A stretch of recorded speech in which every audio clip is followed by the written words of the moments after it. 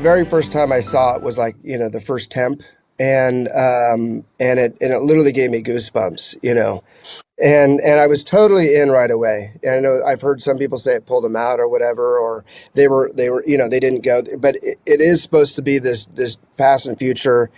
We call it the surreal montage, and it's supposed to be a moment where we do go into, Sammy's head, and it becomes this, moment where we can break every rule, where I can, and in fact, Ryan sat with me to make sure I knew exactly where Sammy's guitar was in the room at all times with the camera. So I knew exactly where that was. But then it was all about like, well, how do we make this? And it's basically a one shot, even though it is kind of three shots, put together, because IMAX, you only have so much you can shoot with film wise. But, how to keep the balance, but at the same time, swirl the room around us and make all the instruments kind of, come across us in Atmos through all the speakers.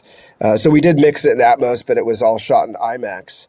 So every speaker was firing, and I was basically trying to figure out how to keep it balanced the entire time. At the same time, have instruments behind us and in front of us and the left of us, and still have it be the correct right thing to do, which was really fun, of course, but also like highlighting each instrument when we need to hear it.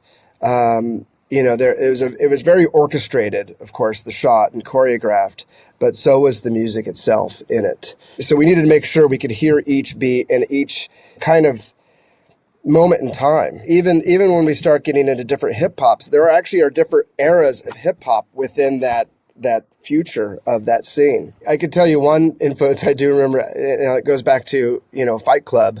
When we go into the bar, I remember them, Todd Bucklehide, mixing that scene, and it's worldized, but we have the jukebox, and it rolls and rotates all around us as we go through that scene. And you really get pulled through, you really feel immersed in that world and that, but that's actually a really good connection to worldizing and making sure things feel very proper for the space that it's in. But in Sinners, we were just giving, Ryan just let me have at it and do.